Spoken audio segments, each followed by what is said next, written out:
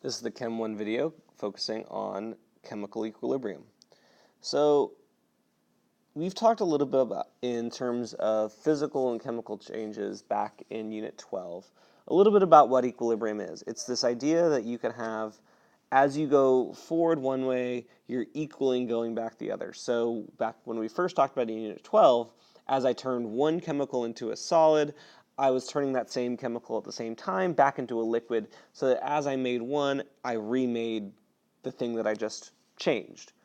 As I said, as I turn a solid into a gas, into a liquid, I have one of the liquid molecules turning back into a solid. So you get this nice little even kind of exchange.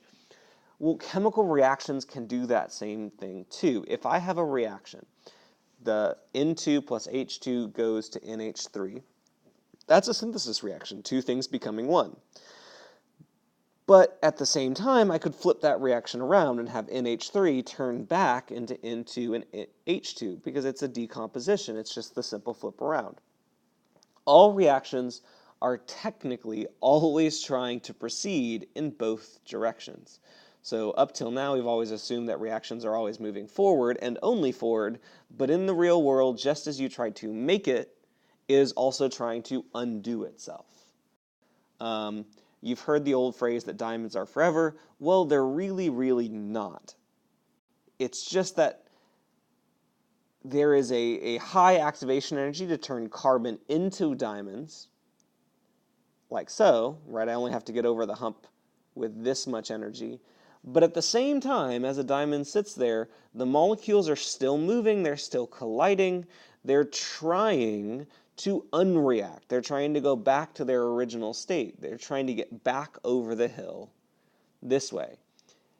It is technically reversible, but it's really, really, really, really, really hard, right? The activation energy is significantly higher to go backwards, so we don't really see that backwards reaction because it is so difficult. It is technically possible, though. If you were to give a diamond enough energy, you give the carbon molecules enough energy, you could, in theory, turn a diamond back into graphite. So for us, equilibrium from here on out is going to mean that your concentrations of products and reactants are now constant. In other words, they're not necessarily the same. You don't have to have the same amount of stuff, but the amount that you have stops changing because your forward rate of your reaction, reactants to products, is now equal to your reverse rate of reaction, products back into reactants. As you use reactants and remake products, the reaction takes those some old product and remake it back into reactants. So your overall concentrations stop changing. If you were to graph those concentrations over time, they would go from curved lines into nice straight lines because they stop changing over time. Chemical equilibrium, this idea of equal rates, so concentrations are now constant, is a highly dynamic situation. The reaction will never stop. It is constantly going. It's just that overall, there's no more changing. So there's no more change in concentrations because, yeah, you are still using reactant to make product. That reaction hasn't stopped. But as you made that product, some of your product turned around and remade itself back into reactants. So overall, you don't see any new changing. But on the molecular level, if you were to actually see those molecules, they are constantly going. They are constantly trying to react. Reactions never really stop. It's just that they stop having any kind of meaningful effect. So the question, when has equilibrium been reached? Well, it gets reached right here. In other words, when your concentration stops changing. In other words, when your concentration is constant. NO2 does decrease over time because if we start with no N2O4, there's no product for it to turn back into reactant. So initially, I'm going to have this huge boost of product getting formed. But as I make more and more and more of it, I get a better and better chance of turning around and being able to remake your reactant. So it decreases over time because I have to use some of it to make product, but it eventually evens out because I eventually make enough product, I can start remaking reactant. It will never be completely consumed. So yeah, I do use a lot of it, but I'll always have a little bit. 0 would be the bottom. I'm never quite at 0. But then we ask which is favored, the forward reaction or the reverse reaction. And based on this graph, I'm more likely to have a high concentration of N2O4, so the forward reaction is going to be more favored. I'm going to have a higher concentration of that guy and a lower concentration of NO2. So we would say that the forward reaction would be favored in this particular case, just because we would end with a higher concentration of product. So now we have a generic equation. A plus B makes C plus D, and all these lowercase letters represent your potential coefficients, so 1, 2, 3, 4, 5, whatever you want your coefficients to be. If we were to write some reaction rates like we just learned about, for the forward reaction, we're going to have that the rate forward is equal to K times A, the concentration of A to the A power, times the concentration of B to the B power, right? So the concentration of my reactants raised to the powers of its coefficients. So that would be for the forward reaction. If I want to do the reverse reaction rate, we'd have that the rate is equal to K times C to the C power times D to the D power. So our concentrations are raised to the coefficient power. The difference between the forward rate and the reverse rate is, well, in the reverse reaction, what was originally our products now become our reactants. So therefore, that's what we put in for our reaction rate. At equilibrium, we know that the forward rate is equal to the reverse rate. That's a textbook definition of equilibrium. So if we combine those two rate laws, we can solve to make a combined constant that we call KEQ, and it's equal to C to the C power times D to the D power over A to the A power times B to the B power. In other words, it's your products over your reactants. That's really what you're looking for. So your products raised to the powers of their coefficients over the reactants raised to the powers of their coefficients. So it's always products over reactants. So KEQ is just another constant. Just like how the lowercase k's were constant, there's this other big KEQ constant that relates how these concentrations all work together. It is dependent on temperature, it's dependent on pressure, it's dependent on what your reactants are, it depends on what your products are, it depends on a lot of different factors that you don't really have to worry about too much. You just have to be able to write these equilibrium expressions. So products over reactants raised to their various powers of their coefficients. Remember, brackets will always mean molarity, moles over liters. We do not put liquids or solids in these expressions because technically liquids and solids, pure liquids and pure solids, don't have concentrations that we can easily measure. So we're only going to be working with gases, and we're only going to be working with aqueous things. And last but not least, KQ has no units. If you try to plug it in and look at this, one of the rare times where we tell you not to worry about the units, KQ can have a lot of different units, so we just say don't worry about them. There's no units that you have to worry about for KEQ. And while the units might not be important, the value of KEQ actually helps us measure how far a reaction could go and which side is going to be more favored. Will I favor the forward reaction and favor the product side, or will I favor the reverse reaction and favor the reactant side? If we plug in our concentrations and our exponents and we solve it on the calculator and we see that our KEQ value is greater than 1, that tells us that this reaction favors the forward direction. In other words, it's going to favor the production of products, which should kind of make sense. If you think back to math, if your number is bigger than 1 in a fraction, that tells us that our numerator is bigger if your fraction is bigger than 1. So 2 over 1, 2 is bigger than 1. So you're favoring your products because what you're saying is you have a higher concentration of products. Likewise, if your KEQ value, you plug it in your calculator and it's less than 1, that tells you that your denominator in your fraction was bigger. In other words, the concentration of your reactants was bigger. So you're really favoring the reverse reaction. The reaction prefers to have a higher concentration of reactant. So talking about it all, I know can be very, very confusing. So let's actually just kind of write some expressions and go from there. So we have our general format of an equilibrium expression up here at the top. KEQ is equal to C to the C power times D to the D power over A to the A power times B to the B power. In other words, products over reactants.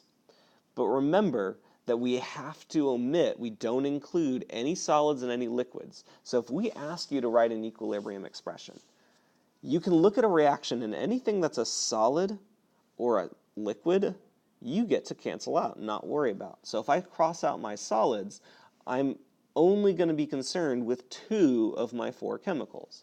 Well, the way we write equilibrium expressions is we have KEQ equals products on top, so PO4 with a -3 charge, and we're going to go ahead and put aqueous.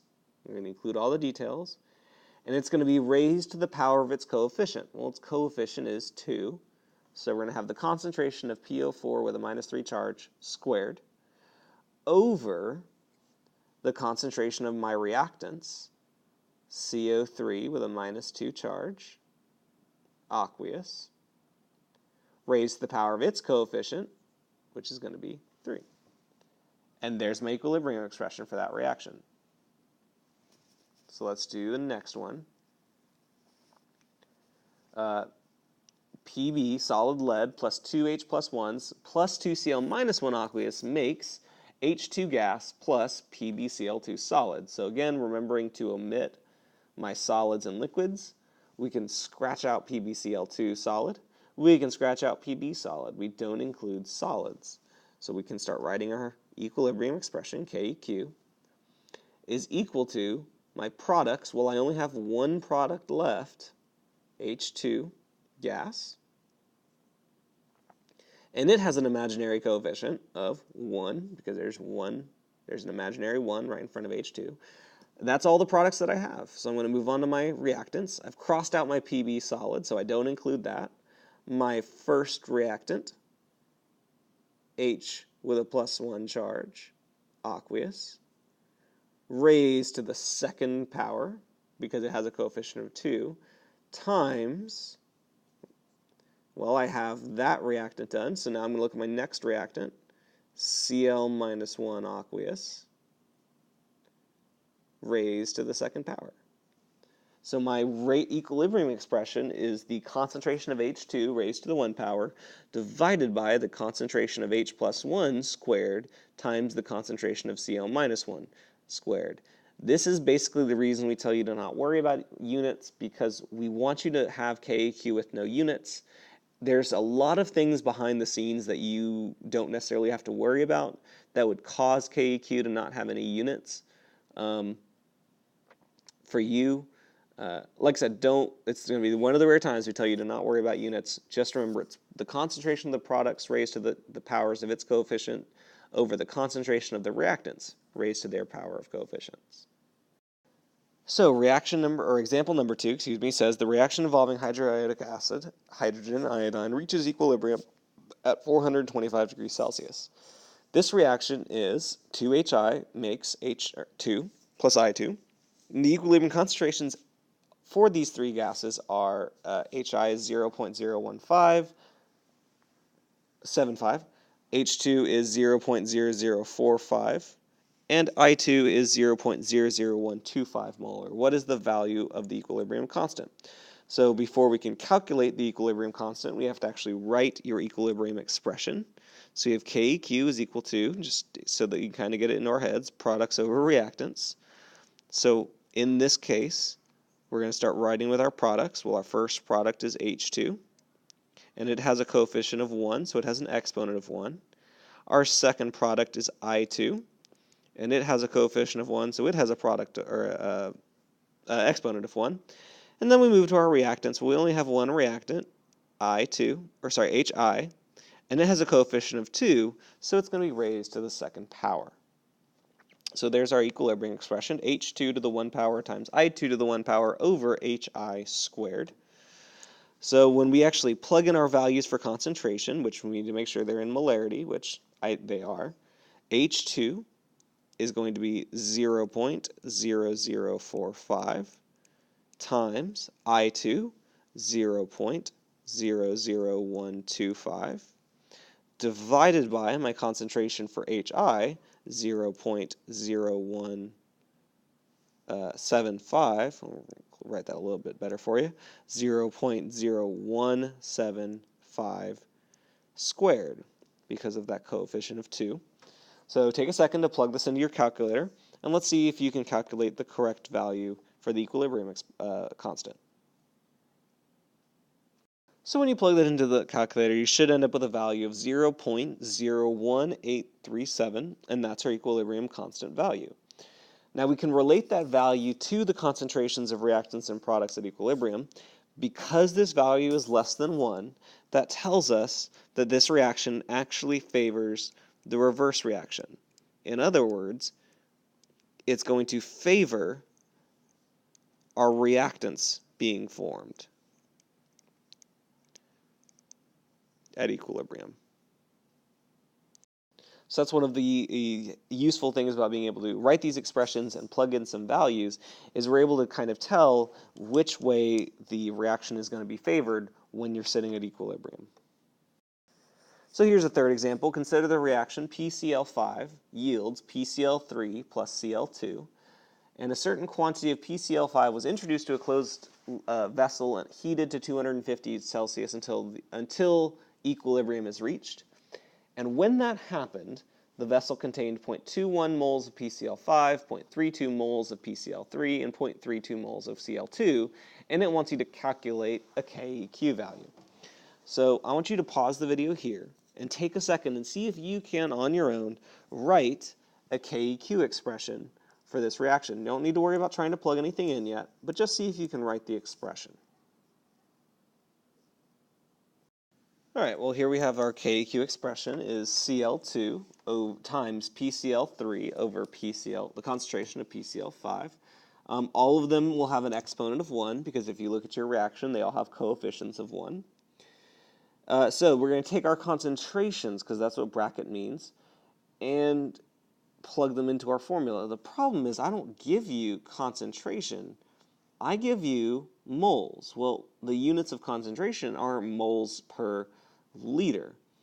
So we have a 12-liter tank with all these gases in them, and I have moles of gas. So in order to calculate concentration, we need to take all of our moles and divide them by the volume.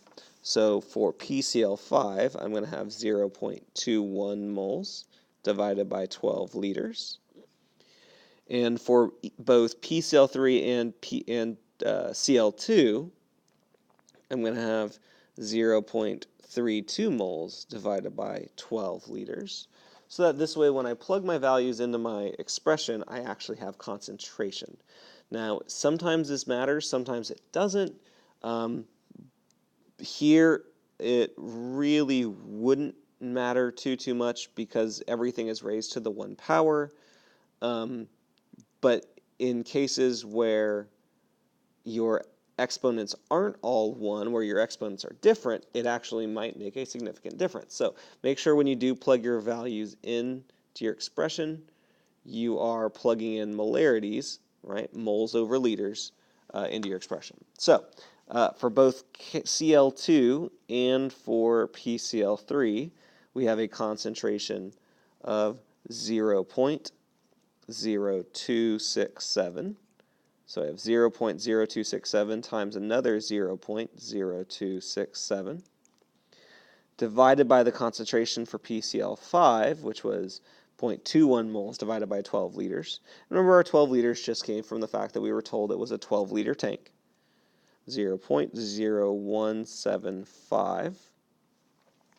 So I take those values, I plug them into my calculator, and I get 0.0267 times 0.0267 divided by 0.0175.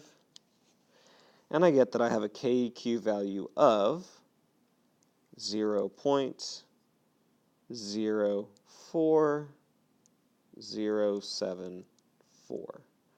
So 4 sig figs, really it's not crazy about sig figs and mostly about just getting these right values. So there is my KEQ value. So just like in the last problem, we have a KEQ value less than 1, and if we look back at our notes, if we have a KEQ less than 1, what it tells us is that we actually are favoring the reverse reaction. In other words, we are going to favor the production of our reactants. So at equilibrium, we will end up having a higher concentration of our reactants because of the fact that our KEQ is less than 1. So how does all of this relate to potential energy diagrams in the first place? Well, we can plug in values at equilibrium for concentrations, calculate KEQ values, and use that information to help us determine whether the forward reaction will be favored or if the reverse reaction will be favored. But we can also do that based off potential energy diagrams. If we were to look at this potential energy diagram, it's going to be easier to go backwards than it's going to be to go forwards, because the energy required to go up the hill forwards is this much, whereas the energy required to go up the hill backwards is a little under half of that. So it's going to be easier to go backwards. We're able to look at potential energy diagrams and know that reactions will favor the direction with the lowest activation energy. So basically, whichever direction is easier to get over the hill, that's going to be the direction that's favored. If we look at this particular curve, we would say that this reaction would favor the reverse reaction because it's easier to go backwards over the hill. So if we had this hypothetical reaction, A plus 3B yields C, in order for this reaction to get to equilibrium, we would say that the rate forward must equal the rate reverse. And we can kind of start to guess about what's going to happen to our values for K without actually knowing any concentrations. So we would say, if we wanted to look at difficulty, it's going to be fairly difficult to do this reaction forwards because you have to have 4 chemicals, 4 molecules all collide with the correct orientation and the right energy. So it's doable, it'll happen, but it's difficult because you have to have 4 molecules in the right place at the right time with the right energy. Meanwhile, the reverse reaction is going to be pretty easy because you just have to have 1 molecule, C, have enough energy to, on its own, break the old bonds and let the original bonds reform. So forward is going to be difficult because you have to have 4 things. Reverse is going to be easier because it only has 1 molecule. So we could predict that our K value is going to be less than 1 because the reverse reaction is easier to do, so therefore should be favored. You wouldn't know the value for sure, and you wouldn't know whether your prediction was right or not unless we actually gave you some values. You could write an equilibrium expression for this thing. You would have that KEQ is equal to, again, products over reactants. So C divided by C to the 1 power, because it's got a coefficient of 1, over A to the 1 power times B to the 3 power, because it's got a coefficient of 3. But you wouldn't be able to know your K value for certain until I gave you some values at equilibrium. You could plug them in and test your prediction. But there are ways to kind of predict what will happen just by hypothetically thinking about the reaction's difficulty. I know we talked about a lot in this video. Remember that you can always come in if there's any parts of this that didn't quite make sense, and it's totally understandable. A lot of Unit 15 is very conceptual, and it's stuff that we haven't had to think about before. So feel free to come in, ask questions, and we'll be happy to go over any parts of it with you.